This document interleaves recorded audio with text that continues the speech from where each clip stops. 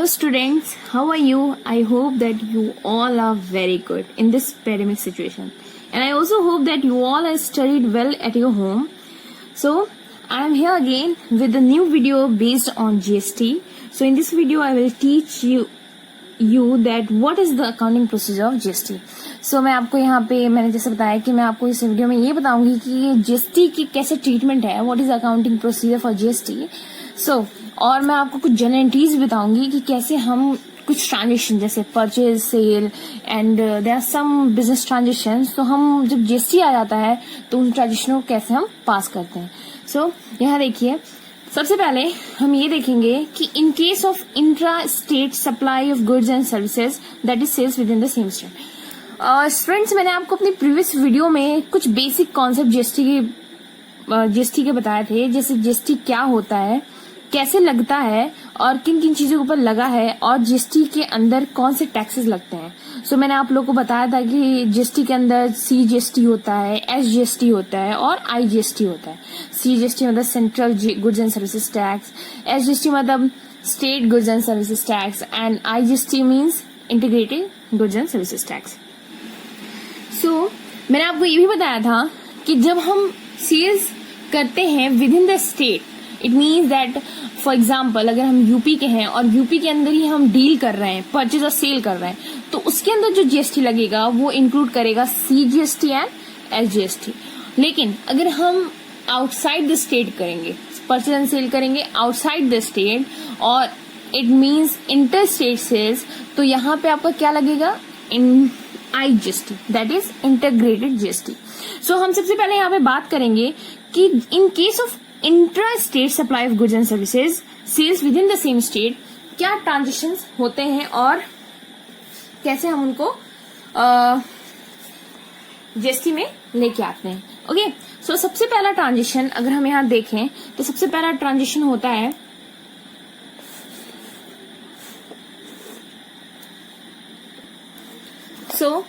हम सबसे पहला ट्रांजेक्शन देखेंगे फॉर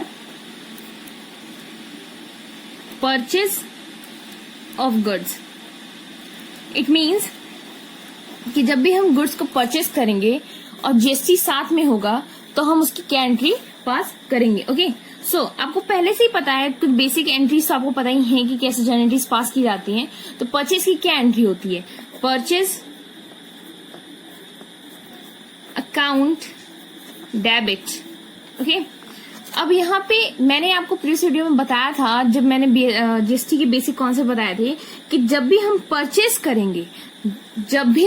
करेंगे तो कौन सा जीएसटी लगता है, इनपुट जीएसटी लगता है. तो यहाँ पे क्या लगेगा, और हम सेम स्टेट के अंदर कर रहे हैं तो यहाँ पे सीजीएसटी और एसजीएसटी लगेगा. अगर हम किसी और स्टेट के साथ डील कर रहे हैं तो वहां पे सिर्फ एक ही जीएसटी लगता है, दैट इज इंटीग्रेटेड जीएसटी. तो यहाँ पे दो जीएसटी लगेंगे, that is input CGST account debit, input SGST account debit to bank और क्रेडिटर अकाउंट. ओके स्टूडेंट्स, यहां आप देखो पहले कि परचेज अकाउंट डेबिट, क्योंकि हम परचेज कर रहे हैं, यहाँ वो अमाउंट आएगी जितने का हम एक्चुअल में परचेज कर रहे हैं. फॉर एग्जाम्पल अगर मान लीजिए कि मैंने 50,000 का सामान खरीदा, तो यहाँ पे उस सामान की एक्चुअल कॉस्ट आएगी, दैट इज 50,000. अगर यहाँ पे बोल दिया है कि जीएसटी 10% है, तो जीएसटी का जो भी रेट होगा 10%, लाइक 5% सीजीएसटी लगेगा एंड 5% एसजीएसटी लगेगा. तो 50,000 पर 10% यानी 5,000 मतलब 2,500 और यहाँ पे वो अमाउंट आएगी जितना हमें एक्चुअल में पे करना होगा. फॉर एग्जाम्पल परचेज मान लीजिए 50,000 का किया हमने, और इनपुट सीजीएसटी 2500 है और इनपुट एसजीएसटी 2500. इट मीन्स हमें टोटल पेमेंट कितने की करनी होगी, 55,000. अब यहाँ मैंने टू बैंक भी लिखा है एंड क्रेडिटर भी लिखा है. ये टू बैंक का मतलब है कि जब आप कैश में परचेज करते हो, मतलब कि जब आप तो कैश में करोगे या तो परचेज करोगे चेक से. और creditor whenever you are purchasing in on a credit. It means that आप जब भी उधार परचेज करोगे तो क्रेडिट किस चीज से होगा, क्रेडिटर से। This is a personal account, यहाँ पे जिस चीज जिससे आपने परचेज किया उसका नाम में आएगा, ओके तो वो हमारा क्रेडिटर है। नाउ हम सेकेंड ट्रांजेक्शन पे आते हैं, जो है for sale of goods, okay. अब यहाँ पे मतलब ये है कि जब भी हम सेल करेंगे तो और जीएसटी साथ में होगा तो हम उसका क्या ट्रांजेक्शन बनाएंगे। सो यहाँ पे क्या एंट्री यहाँ पे बनेगी। सो सबसे पहले तो जब भी हम सेल करेंगे तो सेल में पैसा आएगा, या तो बैंक आएगा, बैंक अकाउंट, और या तो क्या आएगा, डेटर आएगा। डेटर मतलब वो पर्सन जिससे हमें पैसा लेना है, तो डेटर अकाउंट, डेबिट, ओके। अब नीचे क्या आएगा, टू सेल अकाउंट। एंड यहाँ मैंने आपको पहले ही प्रीवियस वीडियोस में बताया थे कि जब भी हम सेल करेंगे तो हमें क्या होगा, जीएसटी रिसीव होगा। तो जब जीएसटी रिसीव होगा तो उसको हम बोलेंगे आउटपुट सीजीएसटी अकाउंट, और to output SGST account, okay students. अब यहाँ पे देखिए टू सेल के अंदर कौन सी अमाउंट आएगी, टू सेल के अंदर वो अमाउंट आएगी, वो एक्चुअल अमाउंट आएगी जितने की हमने सेल की है, ओके, जितने का हमारा सेल प्राइस है। और उस पे ये आउटपुट सीजीएसटी और आउटपुट एसजीएसटी ये दिखा रहा है कि कितना परसेंट जीएसटी लग रहा है। फॉर एग्जाम्पल, जैसे मैं एग्जाम्पल ले रही हूँ, मान लीजिए मैंने 50,000 की सेल की और सीजीएसटी 6% है और एसजीएसटी भी 6% है, तो 50,000 पे अगर हम देखें 6%, तो इट मीन्स दैट इज 3,000। तो 3,000 हमारा आउटपुट सीजीएसटी भी लगेगा और आउटपुट एसजीएसटी भी 3,000 लगेगा। तो इसका मतलब कि बैंक हमें डेटर से या कस्टमर से कितना रिसीव होगा, टोटल 56,000। सेल हमने 50,000 की, आउटपुट सीजीएसटी 3,000 रिसीव हुआ, आउटपुट एसजीएसटी भी 3,000 रिसीव हुआ। It means that we collect 50,000 rupees from customer और from debtor, okay students. So students, तीसरा ट्रांजेक्शन अगर हम देखें कि जो हमने परचेज किया अगर हम उसे रिटर्न कर रहे हैं तो क्या एंट्री पास होगी, इंक्लूडिंग जीएसटी, ओके। सो हमें पहले से पता है कि परचेज करने के टाइम इनपुट सीजीएसटी और इनपुट एसजीएसटी लगता है। क्यों इनपुट सीजीएसटी और इनपुट एसजीएसटी लगता है, क्योंकि हम परचेज एंड सेल कर रहे हैं with in the same state. और मैंने पहले ही आपको बताया था कि ये जो ट्रांजेक्शन मैं आपको बता रही हूँ, ये ट्रांजेक्शन कैसा है, इंटर स्टेट सप्लाई है, ओके। सो एंट्री यहाँ पे आपकी पास होगी creditors account debit to purchase return. Students, आप लोगों को पहले से पता होगा कि परचेज अगर डेबिट होता है तो परचेज रिटर्न क्या होता है, क्रेडिट होता है, okay. So to purchase return to input CGST account to input SGST account, okay. सो ये आपकी एंट्री यहाँ पे पास होगी। अब यहाँ पे देखिए परचेस करने के टाइम इनपुट सीजीएसटी और इनपुट एसजीएसटी क्या हुआ था, डेबिट हुआ, इसीलिए परचेस रिटर्न करने के टाइम एंट्री क्या हो गई, अपोजिट हो गई, और ये अब यहाँ पे क्रेडिट होगा। So this is the third transaction. And now come to the fourth transaction, that is for sales return, for sales return. Students, आप चाहो तो आप नोट्स भी बना सकते हो जीएसटी के ऊपर। मेरे वीडियोस आपके लिए हेल्पफुल होंगे आपकी नोट्स बनाने में एंड आपको बेसिक कॉन्सेप्ट समझने में, okay. So for sales return it means कि आपने जितना सेल्स किया है अगर उसमें से कुछ सामान आपको वापस कर दिया जाता है, मतलब कि आपने जो बेचा है वो वापस हुई है, तो उसको बोलते हैं सेल्स रिटर्न। आप लोगों को पहले से पता होगा कि जैसे सेल्स क्रेडिट होता है तो अब सेल्स रिटर्न क्या हो जाएगा, डेबिट हो जाएगा, ओके। सो यहाँ पे सेल्स रिटर्न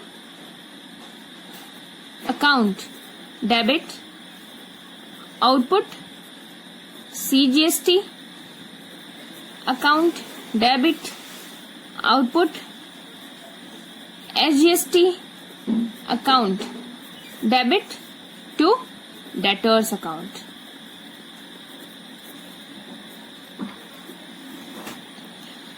अगर हम यहाँ पे देखें तो पहले सेल्स क्या होता था, डेबिट होता था, सेल्स क्या होता था, क्रेडिट होता था, इसलिए सेल्स रिटर्न यहाँ पे डेबिट हो रहा है। वैसे ही आउटपुट सीजीएसटी और आउटपुट एसजीएसटी क्या होता था, सेल्स के टाइम पे क्रेडिट होता था, इसलिए यहाँ पे डेबिट हो रहा है। Okay students, now come to the fifth transaction, that is for purchase of fixed assets. जब भी हम बिजनेस के अंदर कोई फिक्स्ड असेट्स खरीदते हैं, for example machinery, plant, building, land, car, furniture, computer, typewriter, etcetera apart from the goods, so इसको हम बोलते हैं फिक्स्ड असेट्स। ओके, तो फिक्स्ड असेट्स जब हम खरीदेंगे या जब परचेज करेंगे इंक्लूडिंग जीएसटी, सो क्या एंट्री पास होगी आपकी। सो यहाँ पे फिक्स्ड असेट्स अकाउंट डेबिट। अब यहाँ पे हम परचेस कर रहे हैं, तो इट मीन दैट यहाँ पे क्या लगेगा, आउटपुट, इनपुट सीजीएसटी और input SGST. So input CGST account debit, input SGST account debit to bank account. Okay students, यहाँ पे क्या एंट्री पास हुई, fixed assets account debit, input CGST account debit, input SGST account debit to bank.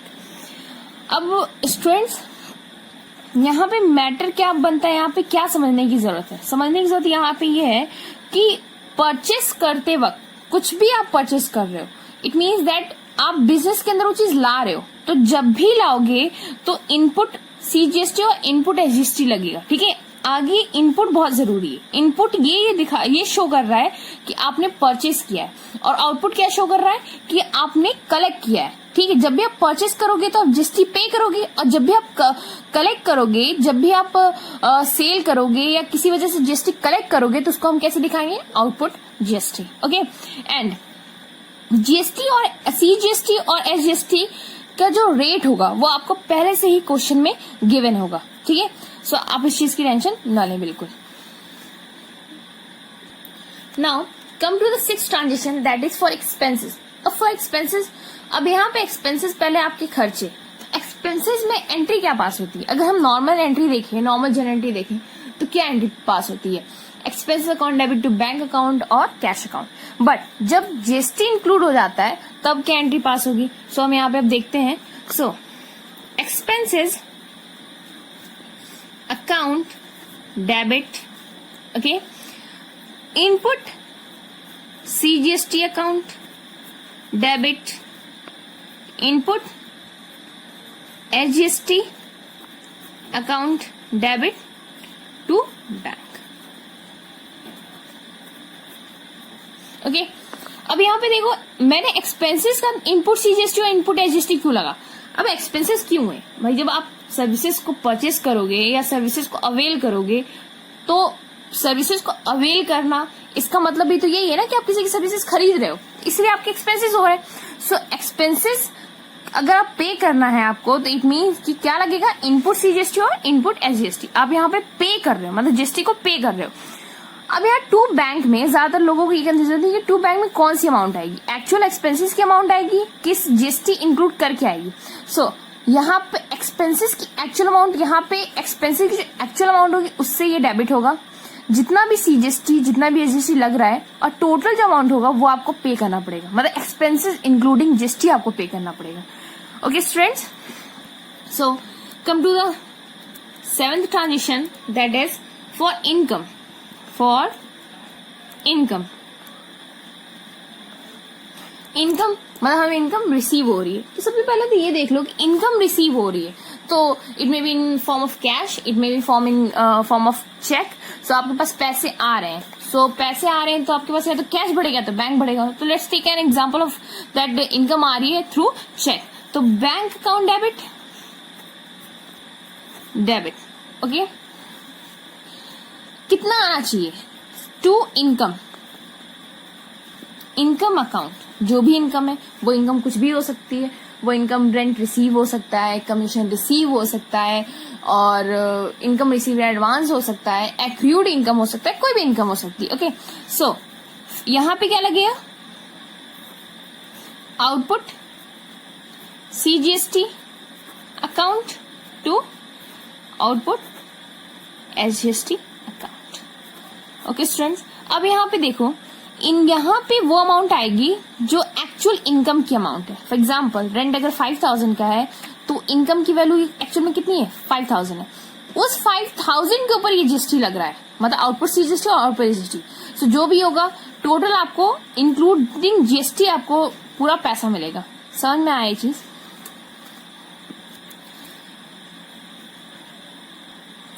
सो हम 8 transaction पे आते हैं, that is for drawings.